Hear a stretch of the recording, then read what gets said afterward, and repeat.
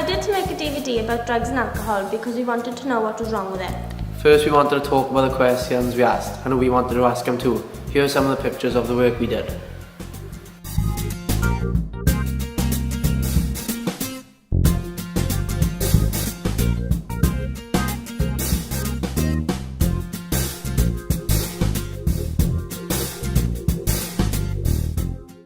We learned one of the drugs that's becoming more popular in our community is cocaine. In our community, it is normally used as a party drug in nightclubs on a weekly basis. It is Britain's favourite Class A drug and it has loads of nicknames like Chang, Sniff, Coke, Snoop, Chop, Charge, Flake, Charlie. Blow. It was once a drug exclusively for the rich and famous, and now it is so popular and easy to get hold of. In 2009, it was taken by 1.2 million people in the UK alone. 70 million a year is made through selling cocaine. It's one of the least fairly traded drugs you could take. 2.2 million hectares of rainforest have been destroyed to farm coca plants. We want to find out where cocaine comes from. Despite being a glamorous drug, there are many problems in the country where it came from. Today, 3/4 of the world's cocaine is produced in Colombia. Colombia is in South America. Its surrounding borders are Brazil, Peru, Ecuador and Venezuela. Cocaine money has provided the funding of the civil war that's devastated the country. Over 3 million people have been forced from their homes because of fighting. Thousands of people have been killed or kidnapped. In the war, children are used as child soldiers. Boys and girls as young as 8 are recruited, often by force. These children can face harsh punishment, including death if they try to escape and return to normal life. The group recruits young people because they're easy to intimidate and threaten. They're easy to train to do what they are told without asking any questions. Some girls are forced into the groups through marriage or use for sex. Some are pressured into joining by their families as a route to escape poverty. Everyone has a family member or friend who's been killed or kidnapped. Yet still, desperate farmers are forced to grow coca to feed their families. All families in Colombia have been affected by cocaine. This is how cocaine is made. The coca leaf is firstly soaked in chlorine, then a cocktail of bleach, kerosene and sulfuric acid is then used to extract the cocaine from the leaf. This is how cocaine gets to the UK. Poor people are recruited to act as drug mules. They swallow several grams of cocaine and attempt to pass through international borders with drugs in their stomach. If a mule gets arrested or dies, another poor person can be found to take their place. We all wanted to speak to someone who has been addicted to drugs. Di Harris came in to see us and we asked him some questions. How did you start taking drugs and how old were you? I started getting into drugs at the age of 11 when I was sniffing solvents, Tipex thinners, gas. Went from gas then, started smoking cannabis. The reason I got into drugs is because I was brought up in care from the age of 8 until I was 16. I was a bit of a bad boy and my parents put me into care because they couldn't cope with my behaviour. And I kept on running away, and every time I ran away I used to do silly things like smash windows, and we always used to take some drugs to get off our face. Why did you first inject drugs? Started taking speed for about 16 years. First of all, I started putting it into a Rizzler and dropping it, put it into a Rizzler and swallowing it or snorting it. And then somebody told me about injecting. And I said, what's the difference between injecting and snorting it? And the reason why is because when you inject it, goes straight into your bloodstream. So it's an instant hit straight away. It gets to you straight away. So you start speeding straight away. So I tried my first hit of a needle into my vein and I liked what I done. What things can go wrong when you inject? When people have a miss, is what we call it, is where they inject it. It doesn't go into the vein, and all of a sudden you can cause an abscess on your arm or whatever you put it into your body. Some people have lost an arm, lost a leg, all depends where they do it. What drugs have you taken? After taking amphetamine then I was taking cocaine. I just snorted a lot of cocaine.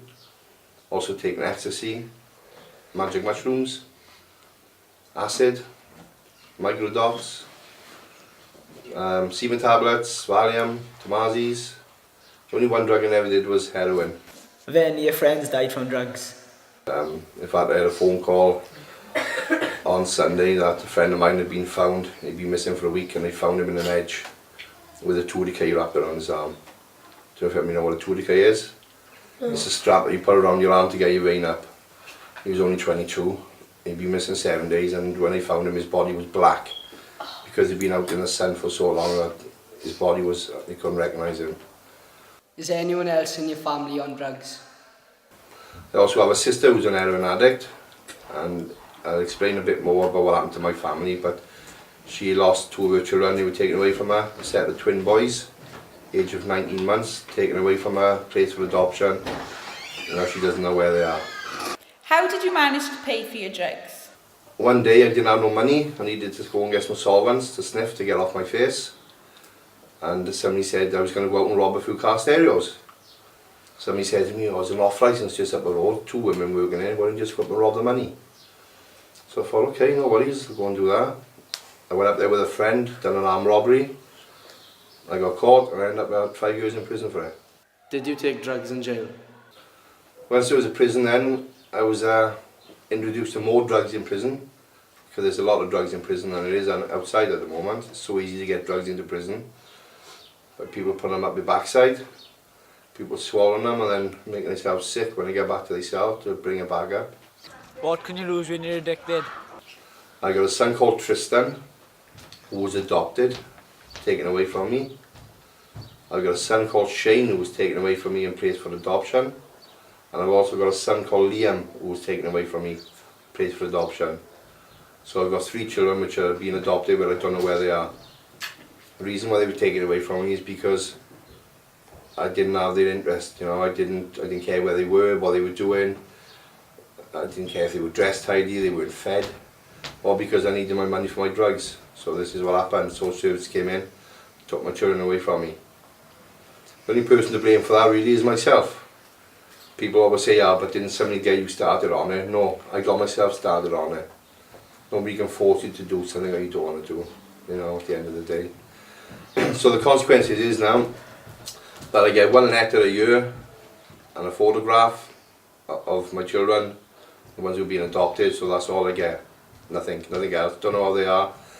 The last year or so we haven't heard nothing from 2 of them, which is pretty upsetting now, because we don't know how, if they, horrible thing to say, we don't know if they're still alive, we don't know if they've moved, we don't know what's happened to them because we don't hear nothing.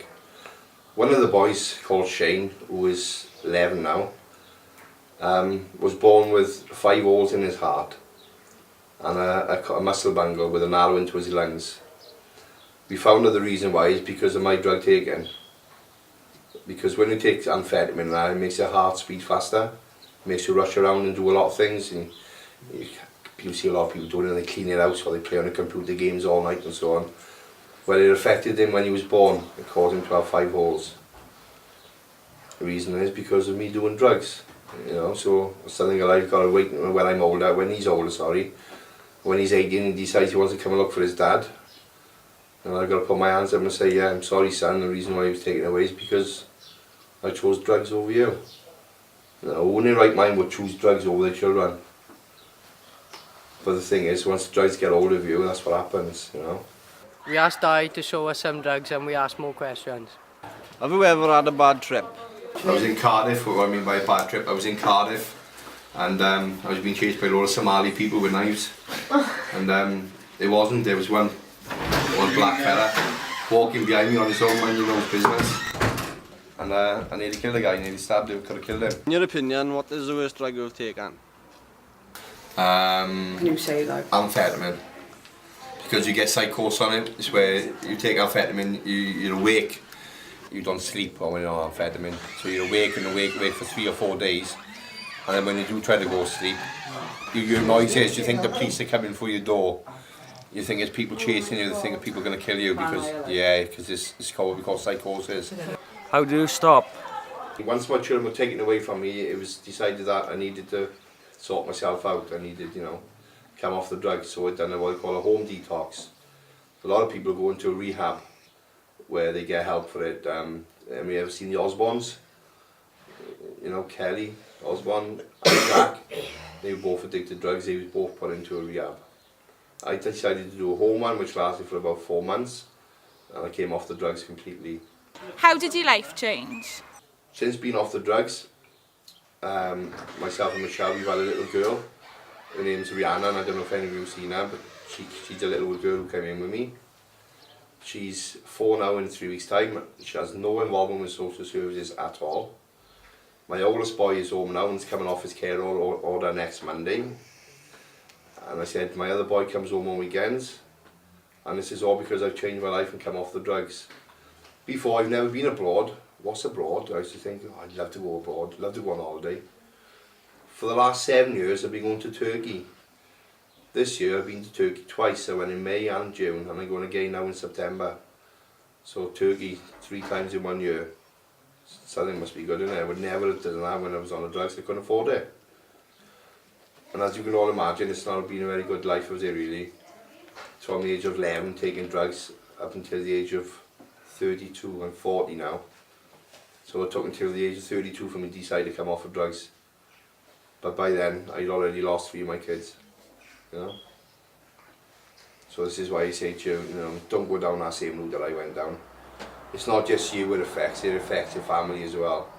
It's like my parents, my mother and father, they lost 3 of their grandchildren. They never spoke to me for 7, 8 years. Since I come off the drugs now, me and my father's got a really good bond together. We season ticket holders for Carl City, we go to every match, you know.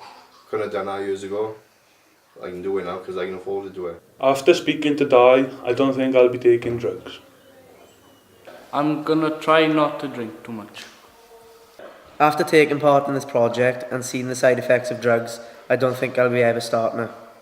Thanks for watching. Thanks for watching. Whoop whoop.